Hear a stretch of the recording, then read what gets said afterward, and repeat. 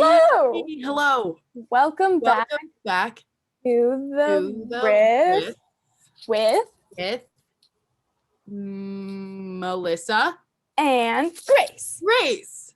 We're just winging it today. That was great. That was ad-libbed. I think even though every time we start the show, it's a little bit different, it's better each time. Yeah, I think it keeps them on their feet, and you can see like innovation in process, like the process of innovation in the moment, you know? Oh, absolutely. It's innovation that excites. Melissa, what's on your head? These are some curlers. So you know how grandma fashion is kind of in? I'm giving you that today. It's not evidence of lack of time management. It is just a statement of, and they are, I normally sleep with them, but you know, they can be a good daytime companion too. And it's a little behind the scenes info for our fans. You're really a trailblazer, trendsetter, fashionista, one might say. Thank you. Yeah, the hot pink I think complements my face, so that was a I agree. It's a great color. I actually have been really trying to work on my hair. Looks like a fucking mess right now, but I've contrary to what it looks like, I've been trying to work on my hair, and I just got one of those fucking like blow dry brushes, like the 2-in-1. It's like a blow dryer and a brush, because I'm so incompetent with my hair that it's supposed to make it easier, and I'm still struggling, but it's fine. I felt like that was a stroke of genius when I saw that the first time, but then I was like, is it one of those things that actually works? So we're hearing no. It's kind of gets you, because you're like, that definitely has to work, and it does, but if you're just still super bad at hair, not much can help. Well, I couldn't tell, so thank you. You're faking it till you make it in my book. Exactly. So as you guys might have remembered, last week I was down pretty bad. I think I was pretty sick because I had just gotten my second dose of Moderna. Mm-hmm. But now I'm all juiced up, feeling 100%. Back to normal. It'll be my 2-week mark on Friday, so a day from today. And then you're hitting the streets. And then I'm licking doorknobs, hugging strangers, coughing on the elderly, all the fun stuff we miss. Yeah, the things we've been looking forward to every day since we've been confined to inside. Do you think that you will be taking advantage of the new CDC guidelines to not wear your mask outside, or will you continue? That is a great question. And I honestly, I mean, it like can't even be that controversial of an answer to be like, no, yeah, like I won't wear masks outside, because they said we don't have to. If it's like a super crowded place and I'm picking up the vibes that I should put a mask on, then I'll definitely do that. And if I'm inside, then definitely. But I'm like, yeah, like I don't want to wear a mask anymore. Like, it's been a while. It's been a minute, and I'm double vaxxed plus 2 weeks. Like, I'm good to go, and they just said that we don't need to. I'm just worried about like dirty looks from people that are gonna not know my history and not know that I'm double vaxxed plus 2 weeks. You know what I mean? We might need to get like I know, because that's what I'm worried about, right? Like, it's technically the CDC, but I don't want to be telling people I'm someone I'm not. So and plus the sun's getting hotter. I'm kind of worried about tan lines. So it's like a pull, I'm kind of feeling like maybe just a sticker or something that lets people know. Like that could be a move, like right on your forehead that says vaxxed fully. Yeah, 2 weeks with a little like date. Like maybe you just stick your vaccine card on your forehead. Honestly, that might be the most convenient thing. I feel like forehead fashion is becoming a moment, so this. I mean, look at you. You're already starting on the forehead fashion trend. I could even like maybe rig up something with these to kind of like bobby pin the card. Like a headband moment with a vaccine card. Yeah, we'll see. Cute. And you just got your first dose, right? Oh yeah, blue Band-Aid. Yeah, I was kind of vibing with it. It was sore, but I felt like I was really contributing to like my generational struggle, you know? Like this was what I was asked to go through. And so I made it through, I pulled it through. We'll see how the second one goes. I'm ready to really prove myself once more with that muscle soreness. So you're a queen. I taken after the best. You were here last week. I was inspired. got me through the night. We're resilient on the Riff. And you know who else is probably resilient because she seems really cool we'll find out, is our special guest, Miss Jacqui Kolker. Podcast. Hello. Hi, Jacqui. Hello. Welcome to Riff. Thank you for having me. I'm so excited. Of course, on the topic. I've never been on a podcast before. Oh, well, welcome. We'll thank you. Podcast virginity.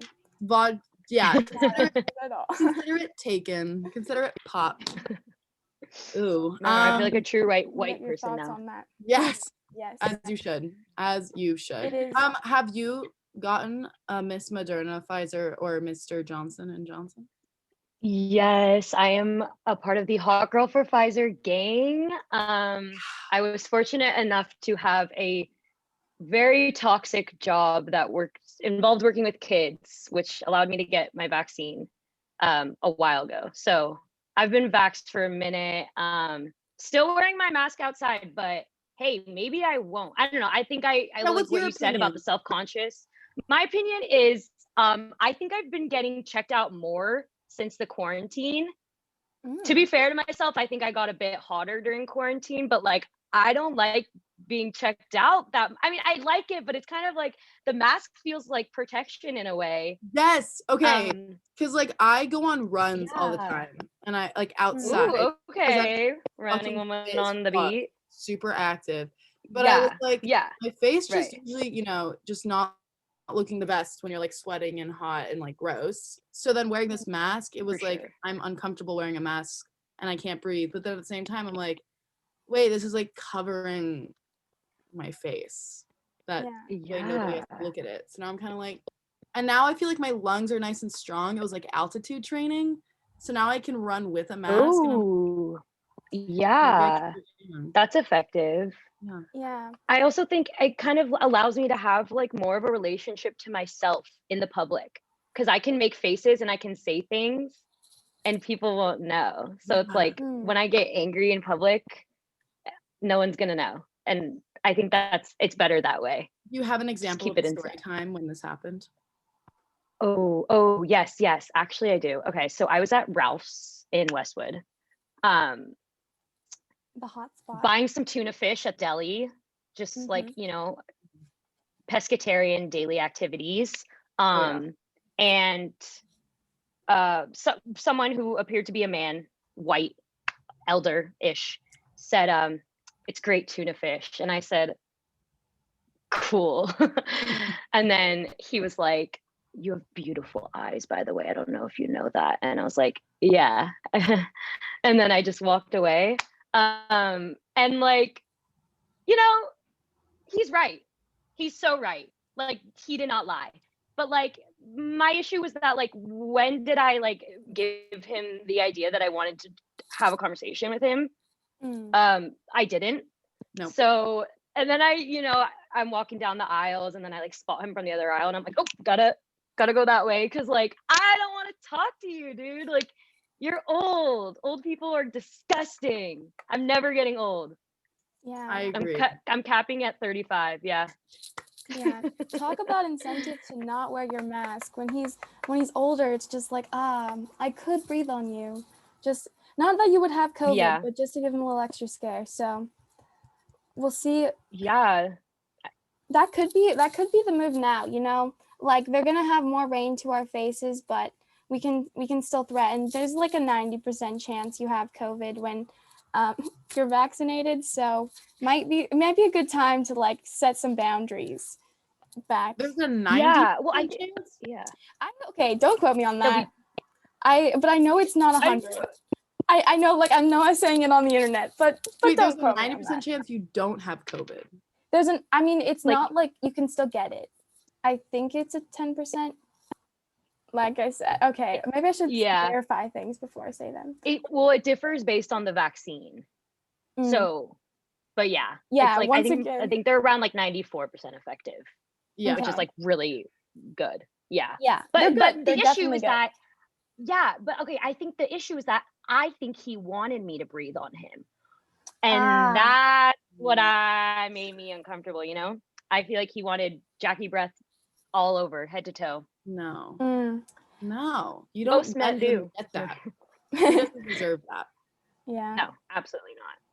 The fact that I smiled at him through my mask, like I feel like I should have like $100 in my Venmo account right Oh now. my God, for that, I feel that. You know? Yeah. So the courtesy, and I'm like, they're not even seeing it yet. I'm still giving it to them. yeah, yeah. So Wow, it was very courteous.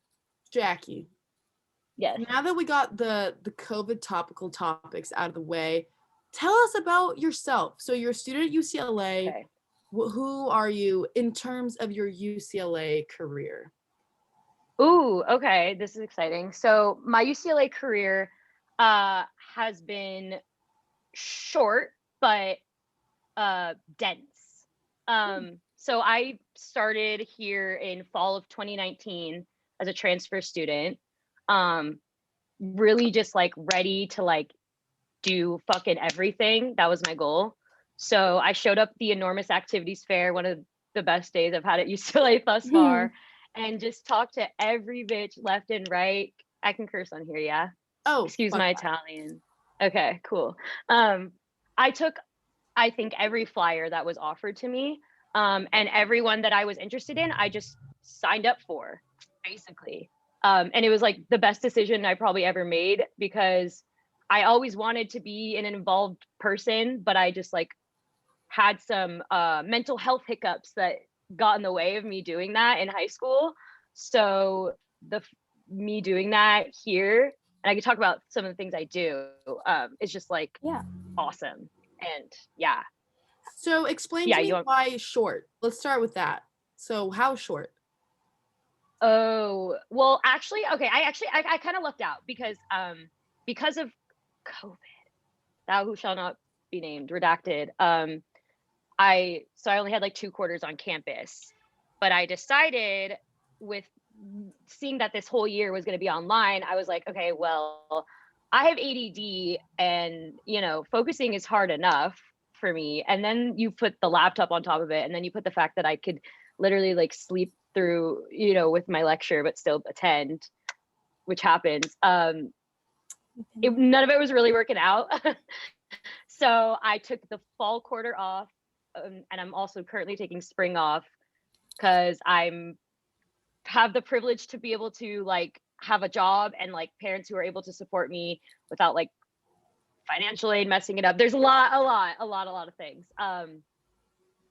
But yeah, so I kind of got lucky, because I like kind of screwed the system a little bit, and I'm gonna have all next year on campus. That's which is sick. lit. And you're you're like a soft fourth year. Yeah, that is me, soft fourth year. Yeah. So where were you? So where were you before you transferred here? Okay. Everywhere and anywhere. So I started out in my senior year of high school. I committed to the American University in Washington, D.C., where I received, you were political, like a poli-sci? I was like in my, politics bag, like had a big old love in my heart for like Obama and Joe Biden at the time. Was really inspired by like leftist politics, democratic politics, until I was like immersed in it. And then I said, nay, no, bad, wrong, You didn't like politics, it at all. dirty. Yeah. It was a very expensive school where like if you go to be anything other than a politician, it's strange. So that does not sound like a fun group of people. Politicians are famously great company, so yeah, exactly. No, literally, yeah. It was a strange time. And I also, when I was there, I learned a lot about the world, i.e. capitalism. And that was when everything kind of shifted around, and I was like, oh, it does not make sense that I'm gonna pay $65,000 to be at a school that like is not that like chill or like fun or like anything. And just like, I know I made the right choice, because like the people I've met at UCLA are just like they are like superheroes and princesses and fucking like wizards compared to the people at American. Really? No offense, Eagles or Wonks, if anyone's watching. Yeah, because Seagulls? Yeah, We'll take- it was Their it was mascot was seagulls. oh no, the Eagles. Because America. My elementary school Also- mascot was the seagulls. So I was like, Mine oh, too. really? Connections. Yeah. Maybe Nuh-uh. So weird. Did you go to Marquez Elementary School? I didn't. It's weird though that we both were in Orange County and within. I wonder if there was another Seagulls or was Oh, that I y'all was are in from LA Orange for County. elementary. I know. Don't judge us. I won't. I would never. We rise above. Not you can't choose I where you're from. literally said it. Jacqui, where did you? Oh. This is so random, but where did you grow up? Just out of curiosity. San Fernando Valley. So when I talk about it, I start saying like more because I'm like a valley girl. Okay, but like America. we're all SoCal Ians. Oh yeah. Oh yeah. Once again, killing the game. They Oh yeah. This is yeah. Well, it's really good to hear what made Jacqui Jacqui. Did you go straight from American to UCLA? Or was there another step? No, so I didn't even go straight to American because they gave me spring admission, which should have been my first like sign of like, oh yeah, they don't even want me. Like they think my grades are so bad that I can't even be a part of like the freshman class. So they were like, come in spring. And I was like, yes. And the funny thing is that like Paul Ryan, who was like the former like Republican Speaker of the House or some shit, like terrible guy. Yeah. He got he did the same exact thing as I Really? did. He like got spring admission to American. He went for a semester and then he dipped. So I I'm gonna be a Republican Speaker of the House. Yes, me. work. Yeah, lower your voice Yeah. when you talk to me. Paul Ryan is one of my least favorite people in the world. So it's really I'm glad in some ways at least he didn't come to UCLA after. But that could be weird on the Venn diagram of Paul Ryan and you, that can be the one thing in the middle. Thank God. So where did you go? Yeah. Where did you go before and then where did you go after? Okay, so I was at Pierce College, LA Pierce College. Yeah. I was there for a semester. That was fun. Yeah, exactly. That was a chill semester. Got really close with my mom because I was living at home. It was nice. Then I went to American. Then after American, so I finished my freshman year, right? I did Santa Barbara City College for a year. And here was the mindset of that time. I was like, I just finished the hardest semester of my life at American, which like the classes were great, by the way, like nothing against like the teaching, like all that was awesome. I mean, it was partially like what I learned in the classes, which was like, put forth my decision to leave because I was like, oh, this doesn't really align, So, I was like, I just want to fucking party. Like, that's all I wanted to do. So I was like, I'm going to Santa Barbara. And I had some friends there, which was cool. And like from high school and stuff. So I was there for a year. I had fun. It was fun. It was crazy, and yeah, Santa Barbara is very different from UCLA.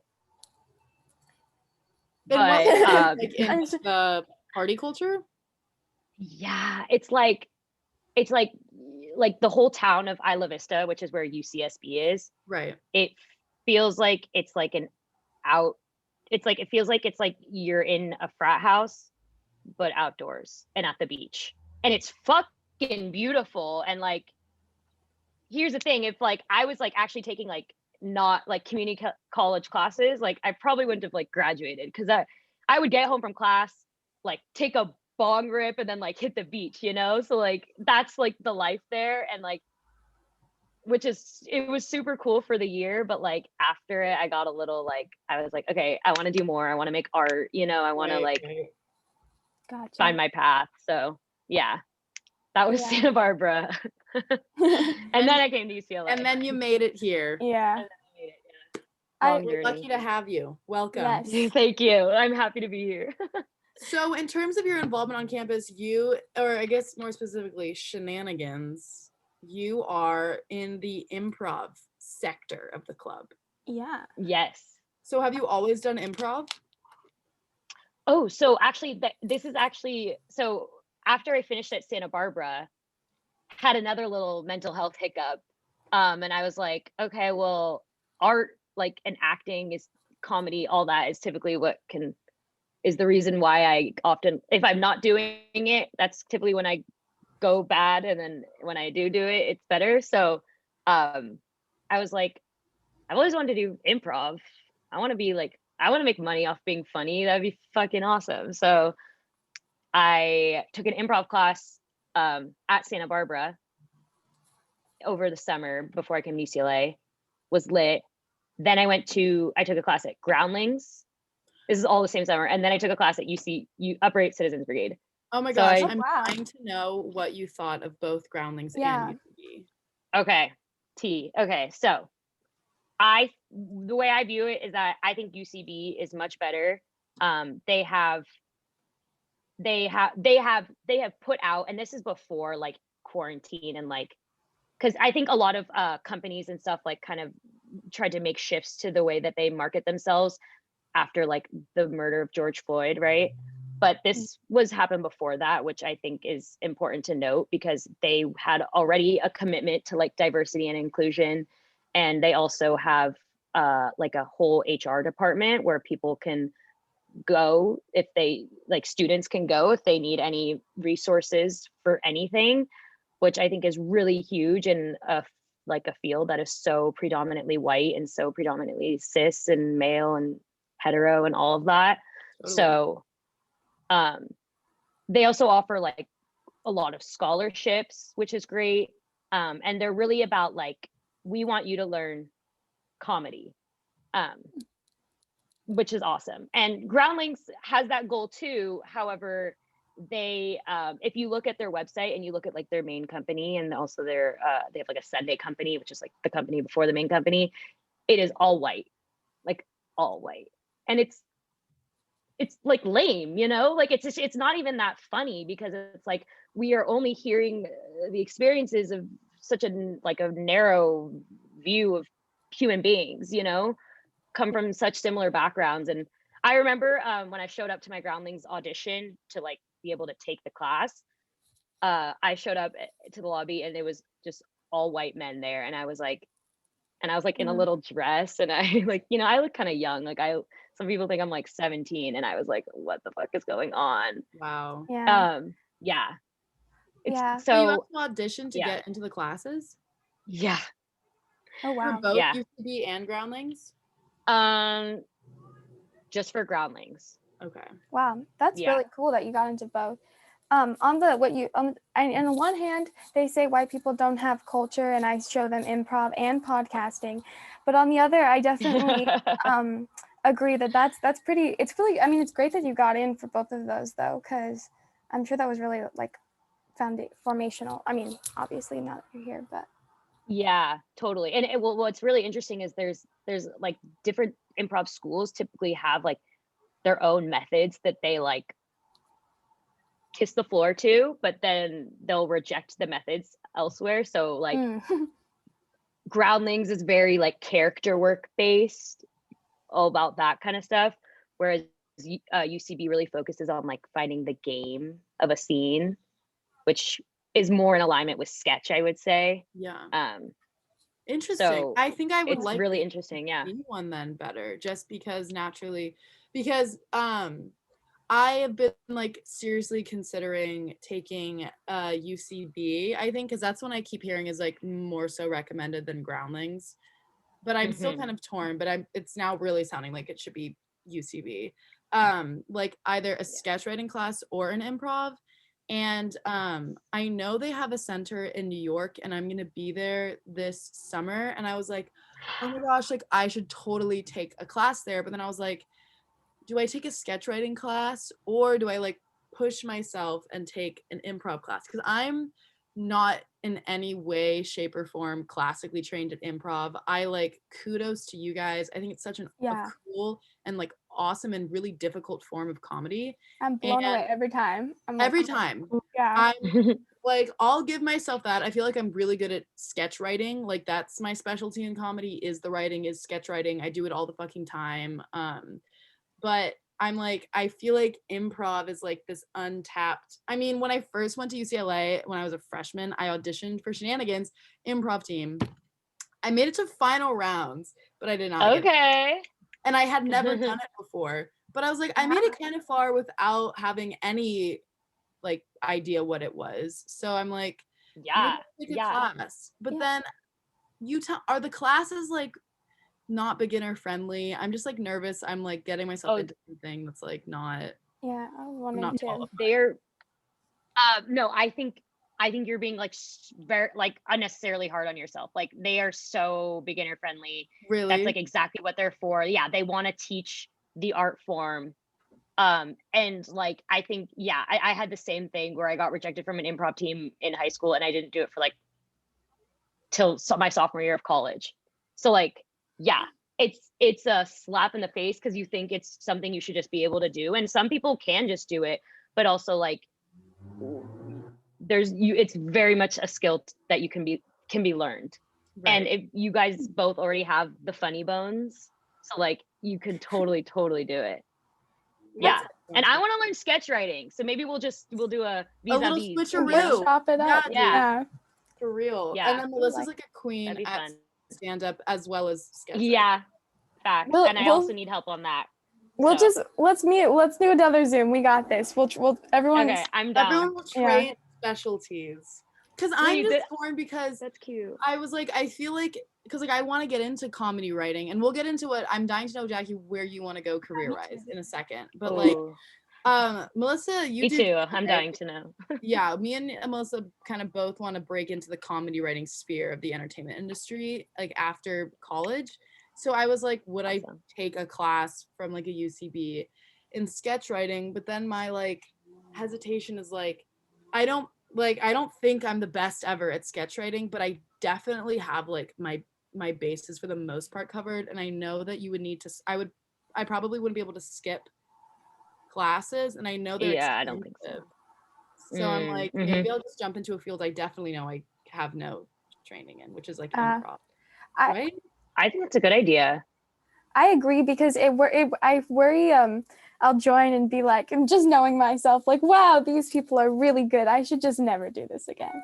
So Melissa, confidence is key. Yeah, well, I can do both, be confident and have that thought process at the same time. I've done it before, I can do it again. But yeah, it's definitely something I'm interested in, and it's nice to hear how that went. And it's also interesting because you're gonna do the same thing, or you were thinking about it. I think you should go for it. Really? Sure. And also, I agree. Really cool. No, also, keep in mind, like I've taken classes with like moms and dads who like are just like, really? Or some people take improv classes to like help with their like business jobs, shit like that. Like people will do it for anything. So like you guys, the fact that y'all already do comedy is going to for fact put you at the top already. So I'm like dying to know what it's like doing an improv class with a mom or a dad and a business. I took a class on Zoom with a rabbi woman from New York. She was a hit. She was a hoot, whatever. Wow. And then I had this other mom. There were like a lot of moms in that class. It was really cute. And this other mom, she like swipes up on my Instagram stories. Aw. It's so cute. Yeah. So improv. It's really interesting watching mommies and daddies do it. So funny. That's a new genre of humor to add to my list of ones that I know exist. I would not have that on my own, but that's cool. Yeah. Awesome. So in terms of so you're in improv here at Shenanigans, and what is your major right now? Oh, so I'm a sociology major. Okay, word. So lots of writing. Yeah, writing. Yeah, actually, it is. A lot of reading, which is hard for me to do. Same. I can read, but like, oh, can you not? I'm so bad at reading. Like, I just don't want to. It's really hard. Yeah, it's really hard. I just started reading Perks of Being a Wallflower though, and it's good. Oh, really? And it's a very easy read. I mean, I feel like everyone reads that shit in like 6th grade, so you know. But I was like, I'll read it. I actually I need to read the book. I am not a fan of the movie. I know it's kind of a controversial opinion. I actually have one of my, to bring back the Hinge thing from last week, one of my Hinge answers, one of my prompts, because they make you put words on your Hinge profile, Right. is like I like coming of age movies, and like anyone that swipes up and says Perks of Being a Wallflower is their favorite, I do not match. No. Wait, Melissa, I actually recently saw it for the first time ever. Like recently meaning within the past like year, and like it's cute. Is it bad to say it's like a little boring? I don't know. I've never seen it. I don't So Okay. no spoilers, please. Okay. Yeah. I'm waiting till I finish the book and then I'm gonna watch it. I bet you the book's gonna just Let be us like know. way better than the movie. That's what I've heard. Yeah, Yeah. I hope so. It does seem like people connected with it more. I think the movie was it's directed by the author. So dude is ambitious. That's cool.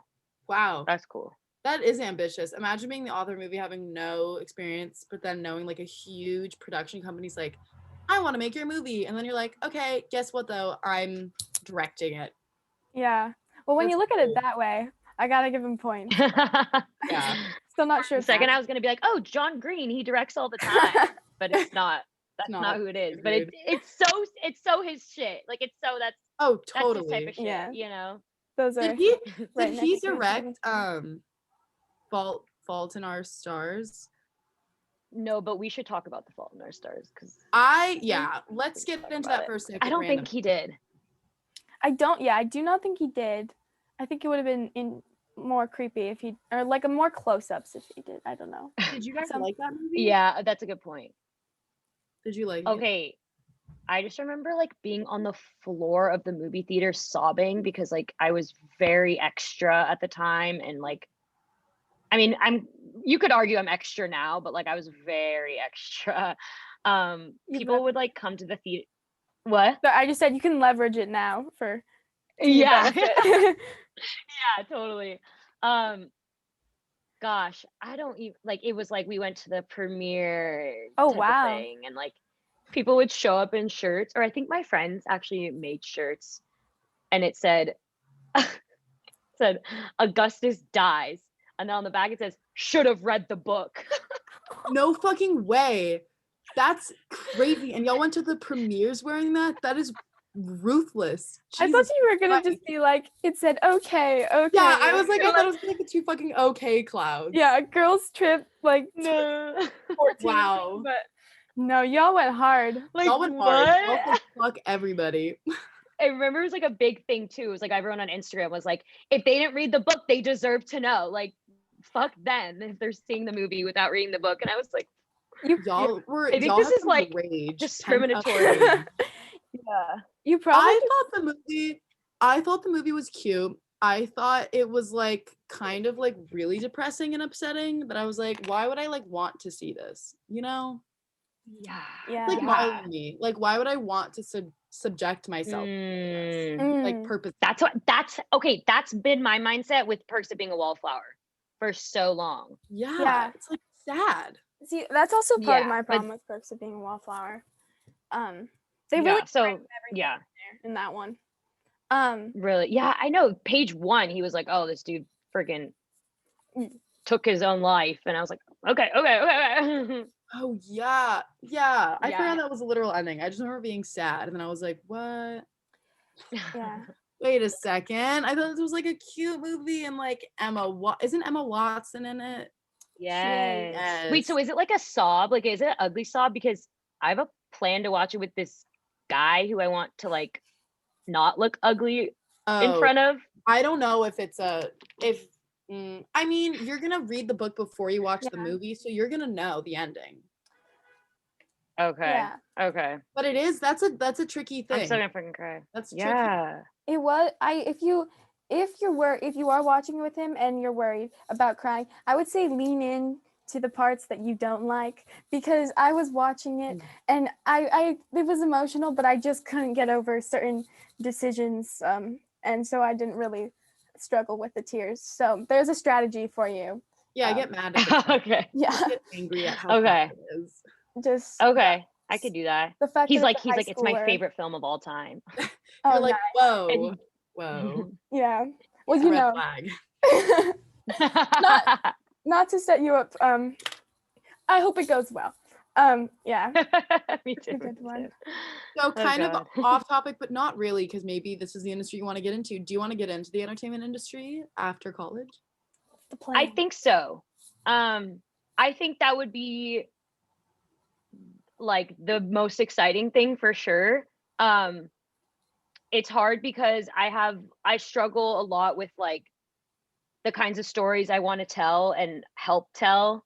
I don't really struggle with it. I know exactly the kind of stories I want to tell, which is that like I want to be the like kind of like the white bitch who like is there in like BIPOC stories, but like it's for BIPOC people, made by BIPOC people. And I'm just like, I could be the racist one, you know, which would be difficult because I'm perfect. No, but you know, like I want to help show these stories and like be like, because you know, white people show up everywhere, obviously, but like I don't really want to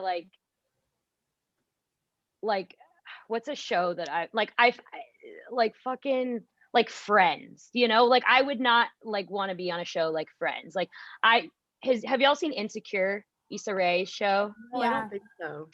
It's really good. Okay, it's an I haven't seen a excellent lot of show. it, You should but- watch it. Oh, okay. Okay, so that she has like this Issa Rae is a Black woman in comedy who wrote this show. She's incredible, amazing. And it's about her life in Inglewood. And she has this coworker, she has this job where she like works for it's like they're supposed to help schools that are like under financed and underrepresented. And they help like they bring arts and like tutoring and like stuff like that. And Issa is the only like Black person at this job, but they're primarily serving kids in schools who are Black and Indigenous and people of color. So like all her coworkers are white and they're super problematic, and she's, you know, we see it from her point of view and she's like, oh my God, these people are fucking idiots. Those are the kinds of roles I want to play. So you want to because act. I think I want to, yeah, I love acting. Yeah, I mean, it would also be really cool to write though. I did write a pretty gay ass screenplay in my first or my second quarter at UCLA, which was super fun. That's so Gay sick. is in like Wait, so like so what? So tell love. me like the dream, like the dream career.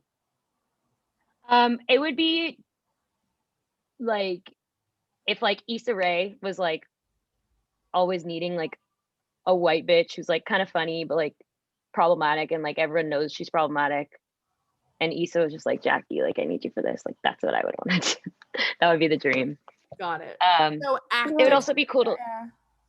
yeah, well, okay, so here's the thing. Like I actually just last weekend or the weekend before maybe, yeah, I acted in my first like short film for the first time. Oh my God, sick. That's awesome. Yeah. Was that UCLA So, production?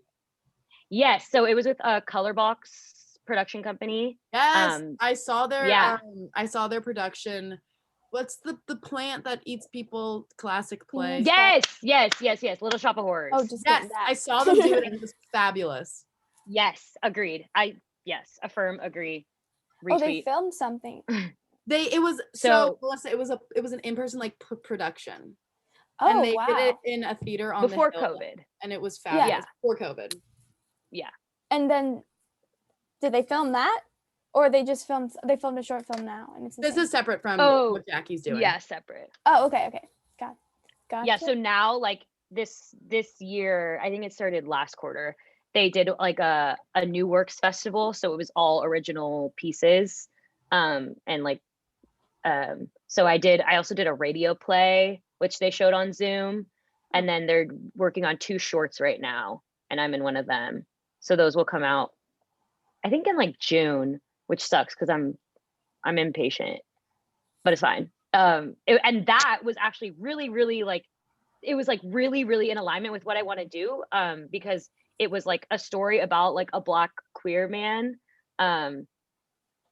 and it was like the whole crew was primarily Black or like POC and like women and like queer women and queer people, and it was just like I don't think there was one like white cis het guy. Like I was probably the closest to the white cis het guy, you know, that there was there. Yeah. Just in the way that I act, and I'm like non-binary, so I guess that's a thing. I mean, it definitely is a thing, whatever.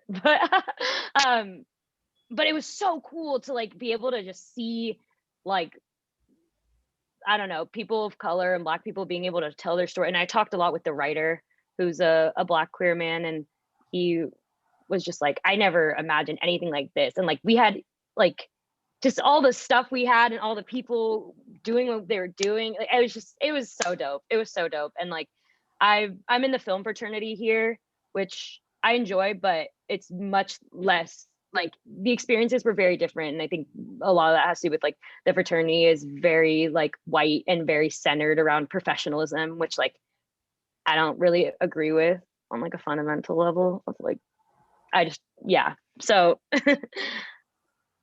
yeah, it was awesome. It was so awesome. So if I could do that for the rest of my life, I'd be very happy.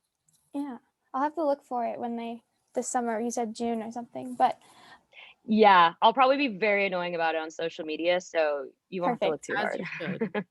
Yeah, thank you. Yeah, I think that's really cool. I haven't heard like the way that you want to go about that sounds awesome, and it's also cool that you have like that idea that you connect with, and I can see it. So good luck with that. That's awesome. Thank you. Yeah. Thanks. Ditto to what Melissa said. So you also you also said that you're currently directing a production for UCLA right now, right? Yes. Yes. Oh my God. Yes, absolutely. So I'm currently directing Little Women, the musical, with Hooligan Theater Company. I believe they're called that. I know it's Hooligan something. Yeah, it's insane. I mean, it's my first time directing anything ever.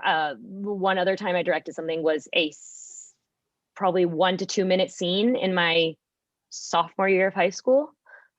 So I've really never fucking directed. Well, how did this come about? How did you fall into this?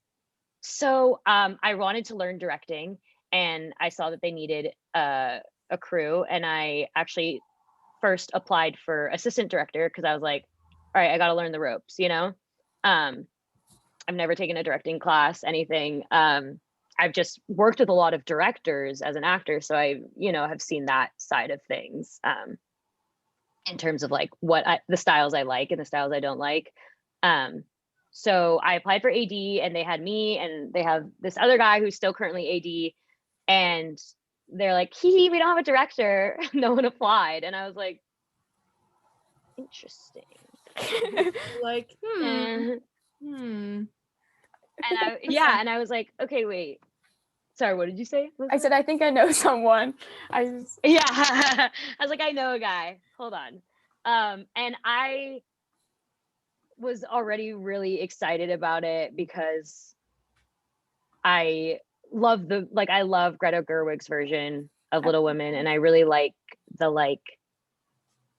I feel like she brought in a lot of like kind of androgynous elements that I'm really trying to like really push forward. Our whole cast we don't have any men in the cast, which is cool. And it wasn't even intentional. It just happened that way. But low key, I feel like it was kind of intentional on my part. I mean, I wasn't even the director when we were casting. So what'd you say? It's called Little Women. I mean, there's nothing implied. Exactly, bestie. Thank you. Yes. So not little men. I was like, no. And I was like, we had a man in it, and then he dropped out after the read through, and I was like, perfect. Call number 2. We call them by numbers, whatever. And I was like, she's a woman, like she's awesome. I wanted her in the cast so badly anyway, like call her. And now we have all cast of no men, and I'm thrilled.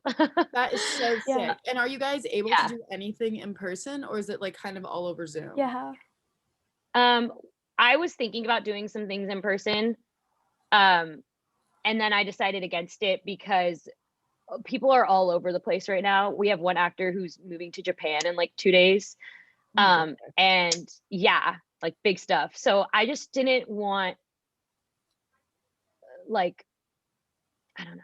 Like I felt like it would look a little incoherent if we had like just like one scene with people together that we'd probably have to do outside. Whereas everything else is going to be like indoors. And then we're gonna have like cool backdrops and stuff, which is like and we have this system called OBS. You guys know about it? Mm.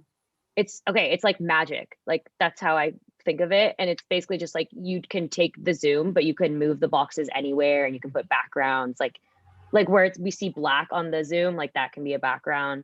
Just like really cool shit. Wow. Yeah. Show movement, stuff like that. So like basically, because they're gonna be doing all the scenes live on Zoom, or I don't know if it's technically Zoom, but like online. That's really interesting. Yeah, it's a hybrid. So like all the musical numbers are going to be pre-recorded.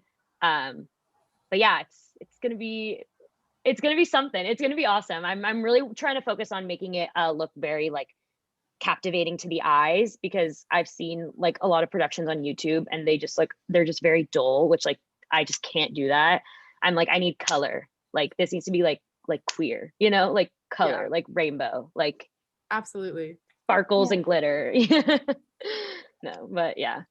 So, when it comes to directing, did you did you have an idea coming in like with what you wanted to do, or did you sit down with your assistant and like come up with those kinds of things, or is that something you just knew on your own? Or? There were a few things that I had thought about, and I was like, I feel like this would be cool, like I have each of the sisters represented by like a different color, and I'm kind of having them use that to tailor like their emotions and like kind of see how they feel in different scenes, and like also like how they act as human beings.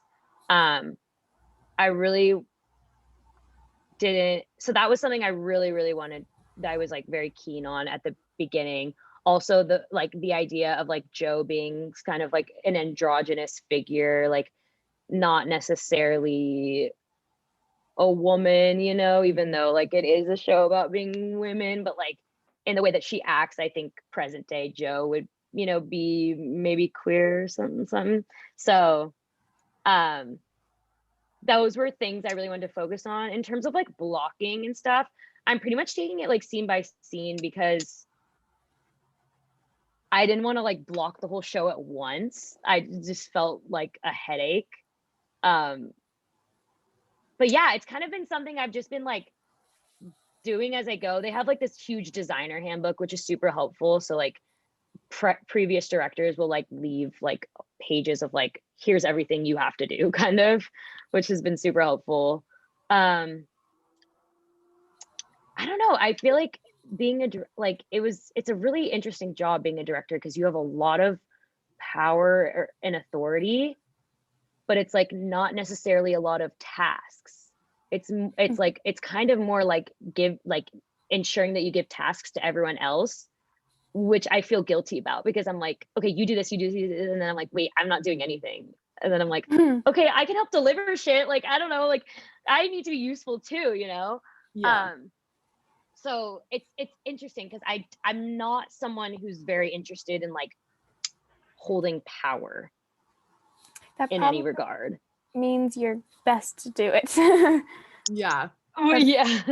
I'm sure there's a bunch of old people that have said stuff like that. So we'll go with them for now. That's really interesting. Yeah. Do you want to get, when is it coming? Do you want to give like a quick promo so people can come watch? Oh my gosh, yes. Yeah, that's so fun. Okay, I think our opening night is May 28th, if I'm not oh my god, it's in a month. That's crazy. 1 month till opening. Maybe I should send them a cute little selfie and be like, happy 1 month, you know? Yeah, so we have an opening night on the 28th. We're gonna do a matinee on the 29th, and then closing night is the 30th. Awesome. I'll also be annoying on Instagram about that. Woo! So. Everyone, all of the Riff listeners, go watch the show.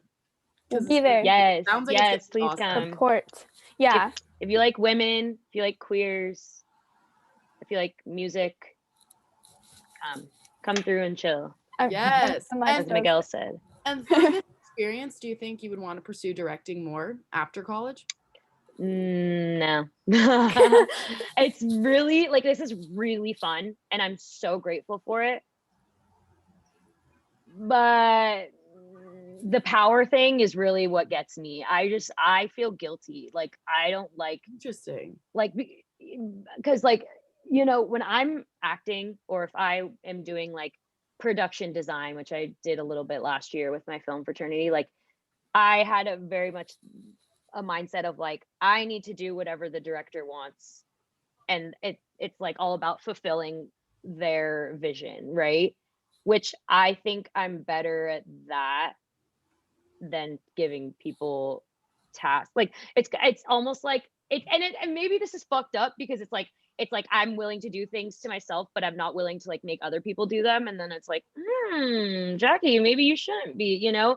And there's a lot of issues with that, I think, with acting in terms of like us kind of maybe like sometimes being seen as like dolls or like just like objects, you know, that people just move around. And in some ways we are, but also there's a lot of liberty you can have with your own acting if the director allows for that. And that's actually a main thing I'm really trying to focus on with my directing is like I collab is like the theme for me. Like I love collabs. Like this collab right now, like this is an incredible collab, you know? And I'm just like a hoe for collabing, like in all ways. Like I just think when we work together, magic happens. And like I believe in myself and I believe in my talents, but I also know that I can't do everything. And it's like, so it's like we got to work together. Like I think that's how we're gonna get anywhere. Like that's how we're gonna make peace happen. You know, that's how COVID is gonna maybe end. Like we have to work together. You know, like it's all about unity. Totally. So like, yeah, I'm a big on collabs. Yeah. Also with music, like I always am looking for like collabs with people. I don't know if that's just me, but like, do you sing? they just hit. Oh no. I mean, I just meant like for listening. I do sing. I sing and like I sing, but I don't like sing. You know. Okay. Here's a fun fact about me being non-binary is that my first thought of me being like, I was like, maybe I am non-binary, and it was like because I am loud, I have a deep voice, and I would sing tenor in high school, which is like tenor is like man's parts, right? You know, like it's like if you're a woman, you're a soprano or you're an alto, that's it. And I was like, wait guys, I really want to sing tenor, like this is what I like this is where I feel comfortable. And they were like no. And I was like, wait, but like, so if I were to go back to singing, I would sing tenor. Good. But yeah. I have a quick because when we get to the end of the show, we like to do some fun questions, and I have one. Since you said you like collabs, if you had to pick, would you pick feat Pitbull or feat Nicki Minaj? Like you could only listen to one for the rest of your life. Okay. All day. Yeah. Nicki Minaj all day. Barb for life. Yeah. Gotcha. I would say I'm definitely a Barb. And I would pick Nicki Minaj as well, but that is a tough question because I do love me some Pitbull. I feel like classics. I feel like a lot of people give him a lot of shit and don't particularly like his music, which I can understand. But I just have she had made so many bangers in like the early 2000s that I'm like, I don't know, you just got a special place in my heart. His songs are so nostalgic for me, but I would definitely have to go 100%. Yeah. I mean, he's Mr. fucking worldwide. Like he's Mr. I Worldwide. understand. Like, come on. Also, Grace, as you were saying that, I was kind of picking up on like some Kesha vibes, which I think have always been there, but it was like I couldn't put a label on it. But I'm like, I see that for you. And I fuck heavy with Kesha. Love her. Oh yeah, she's hot. She's a queen. Kesha. She's a queen. I'm glad she's doing so much better and is like away from all of that like really bad drama she was involved in. Yeah. Oh my god, yeah. That was a mess. Melissa, who would you pick? Definitely, yeah, Nicki Minaj. It's hard. On the Floor was formational for me. I remember that came out and I put on like I know. I put on like a whole production for my family because I felt like I could do choreography. Yep. Could not, but I still you can't beat Nicki. So I agree. I agree. We're on the same page here. Oh yeah. Yeah. Now we're really winding down the show. We do like to throw in some fun questions. So question number 1 that we always ask is, if you had to choose, would you choose Will Ferrell or Jim Carrey? Oh shit. I'm so like for being an actor, I'm really bad at actors' names. Do you not know who they are? No. I know. I choose Will Ferrell. I get confused between Jim Carrey and the other Jim. Is there another Jim? other Maybe it's a Jim. Steve. Steve Carell. Steve Carell. No, Carell. okay. Steve Carell's The Office. Am I wrong? Yeah. Yep, that's correct. Okay. Me. Jim Carrey, was that? I get Jim Carrey and Tom Cruise. Those are the bitches I get confused. That is. I'm sorry. I just do. Not what I thought. I think you could write. It's because of their names. Getting those two confused. Okay, can you help me? Tom Hanks Jim and Tom Carrey Cruise. and Tom Cruise. Oh, and Tom Hanks. Yeah, all three of them. Oh no. They're the same. I'm so sorry. But I know one of them did Forrest Gump. Yep. And that's kudos true. to that. One of them had COVID. Could have been the same guy. That was the same guy. Yeah. He's had a lot going on. One of them. But I have to say, we here at the Riff are Will Ferrell stands all the way. We always choose him. But that doesn't mean we don't support Jim. Yeah. I still don't know who Jim is. So I'm Girl, Will. No. This is not, we're not moving on from a single question until she knows who Jim Carrey is. You know who Jim Carrey is. Hold on. I know the name. Yeah, Melissa, share your screen. Oh, have you seen, I don't even know where to begin. The Truman this Show. is actually probably Pet Detective. You want to share your screen?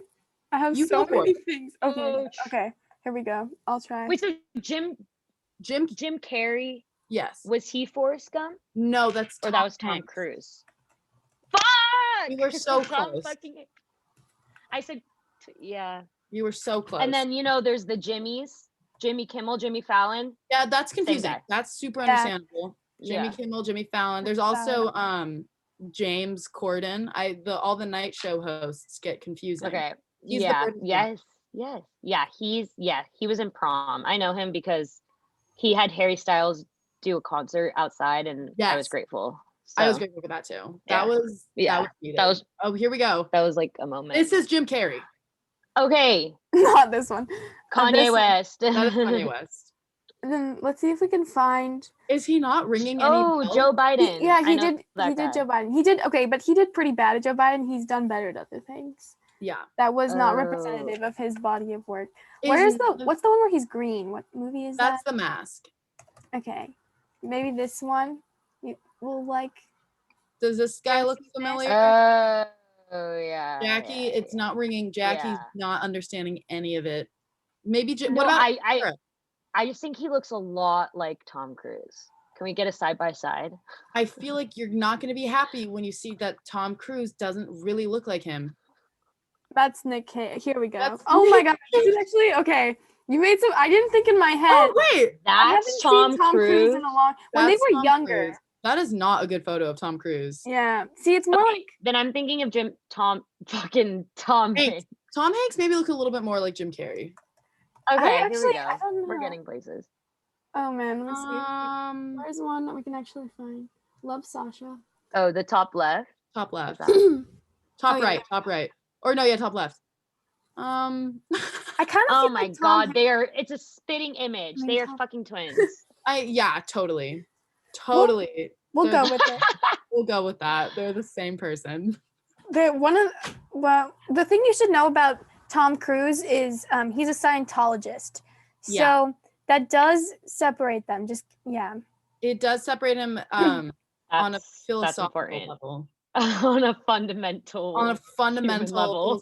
Jim Carrey though kind of went off the deep end for a second and thought he broke through the matrix and was kind of having to say that he was having an existential crisis was an understatement. But honestly, he was kind of spitting some facts, but the facts were a little too real, and then everyone was like, whoa. He was like, Jim Carrey is just a character. I don't even know myself. And it was you know what? I think he's right. I have this belief. Well, I have this belief. In sociology, there's a very popular theory that says that we are all actors and life is a performance. And that's what wherever we go, we're just acting. It's pretty meta. But I fully believe in it. I think it's true. I'm constantly performing.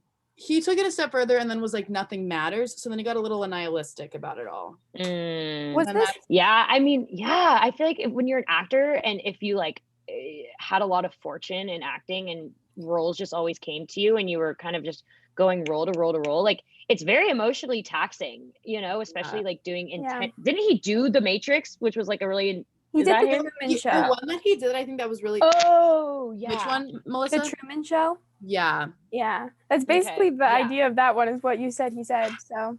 Yeah. Right. Yeah. So well. Well, Yeah. It takes a toll.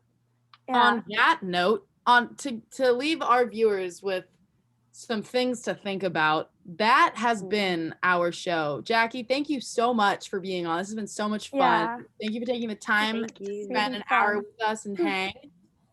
And well, everyone look out for all your stuff you got coming up. Yes, That's so good luck exciting. with I'm all your definitely watching. endeavors. Yes. And yeah, it was great to Thank have you. you. Okay, everyone wave bye. We'll It was see so everyone. fun. Okay, everyone wave. Bye, guys. Bye.